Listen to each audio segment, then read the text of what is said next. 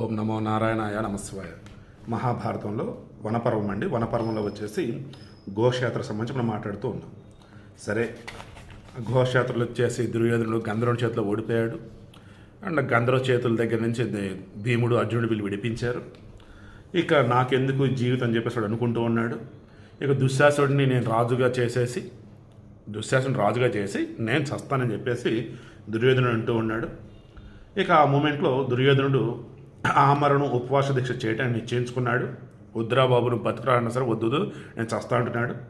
పూర్వకాలంలో దేవతల చేతులతో ఓడినటువంటి పాతాళ వాసులైన రాక్షసులు దుర్యోధనుని తమ వద్దకు రప్పించుకునడానికి యజ్ఞం చేశారు. ఈ యజ్ఞకుండం నుంచి అద్భుతమైనటువంటి స్వరూపం వెలువడింది. వారి ఆజ్ఞతో అది దుర్యోధనుని దగ్గరికి వెళ్ళి అతనిని పాతాళ లోకానికి తీసుకువచ్చారు. పాతాళ లోకంలో ఉన్నటువంటి వాళ్ళంతా కూడా ఏం చేశారు, అనసన వ్రతమును విరమించమని దుర్యోధనుని సముదాయించారు. తిరిగి కృత్య దుర్యోధనుని స్వస్థానంలోకి చేర్చింది. సో ఆ యజ్ఞకుండం నుంచి వచ్చినటువంటి ఒక ప్రేతాత్మ సంథింగ్ లేదట, అది దుర్యోధనుని పాతాళ లోకానికి తీసుకెళ్ళింది.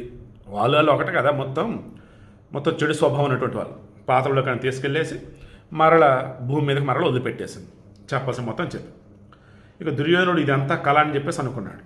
అయితే పాండవులను గెలవటానికి కోసం మాత్రం అతనికి ఒక నమ్మకం వచ్చింది. తెల్లవారుగానే తిరిగి కర్ణుడు దుర్యోధనుడి దగ్గరికి వచ్చి అతనిని అనునయించాడు. ఓకే, అంత కుశలమే కదా బాబు అన్నట్టుగా అడిగాడు. ఇక దైత్యుల మాటలను స్మరించి దుర్యోధనుడు పాండవులతో యుద్ధం చేయడం నిశ్చయించుకున్నాడు. సో రాక్షసులు మొత్తం చెప్పారు ఎలా ఏంటి అని చెప్పేసి పాండవులను ఓడించాలని. అదంతా గుర్తొచ్చి ఇక నేను యుద్ధం చేస్తాను డిసైడ్ అయ్యాడు. తిరిగి అందరూ ద్వైతవనం నుండి హస్తినాపురానికి వెళ్ళారు. పాండవుల వలన గంధర్వుల నుండి బంధు విముక్తిని పొంది దుర్యోధనుడు హస్తినాపురానికి తిరిగి వచ్చాడు. ఇంకా అయిపోయింది. ఇక మళ్ళా రాజధానికి వచ్చేశాడు.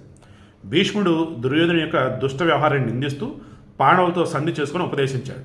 ఒరే, ఇప్పటికే జరగాల్సిన నష్టం జరిగిందిరా, వెళ్ళేసి నువ్వు సంధి చేసుకురా బాబు పాండవులతో అని చెప్పేసి వీళ్ళ తాత ఎవరు భీష్ముడు దుర్యోధనుడు చెప్పాడు. అతని మాటలను పరిహాసం చేసిన దుర్యోధనుడు శకునితో కలిసి సభ నుండి వెళ్ళిపోయాడు. చాలే చెప్పొచ్చావు అని ఎటకారం చేస్తూ శకునితో కలిసి సభ నుంచి వెళ్ళిపోయాడు. దుర్యోధనుని అనుమతితో కర్ణుడు దిగ్విజయాత్ర చేసి సంపదంతా హస్తినాపురానికి చేర్చాడు. కర్ణ పురోహితుల సూచనను అనుసరించి దుర్యోధనుడు వైష్ణవ యజ్ఞం చేయడానికి నిశ్చయించి పాండవులు కూడా ఆహ్వానం పంపాడు. సో మరలీడు యజ్ఞం చేయబోతున్నాడు. ఏం యజ్ఞం? వైష్ణవ యజ్ఞం. యజ్ఞానికి పాండవులకు కూడా పంపాడు. బట్ పాండవులు ఏంటి, వనవాస దీక్షలో ఉన్నారు కదా, వాళ్ళు యజ్ఞానికి రాలేరు. ఎందుకంటే మరి వాళ్ళు చేసిన ప్రతిజ్ఞ తప్పటమే కదా అది. సో రాలేకపోయారు. కర్ణుడు అర్జునుని వధించదని చెప్పేసి ప్రతిజ్ఞ చేశాడు. గూఢచరుల ద్వారా అది విని యుధిష్ఠిరుడు ఉద్విగ్నుడయ్యాడు. సో ఆ యజ్ఞంలో పాండవులు చంపాలని చెప్పేసి దుర్యోధనుడు, పాండవులలో అర్జునుడిని నేను చంపుతాని చెప్పేసి కర్ణుడు హడావుడి చేశారు. ఇది విన్నటువంటి ధర్మరాజు చాలా సీరియస్ అయ్యాడు. ఇక రేపు మృగ స్వప్నోద్భవ పర్వము 15 ఉపపర్వం రేపు డిస్కస్ చేద్దాం.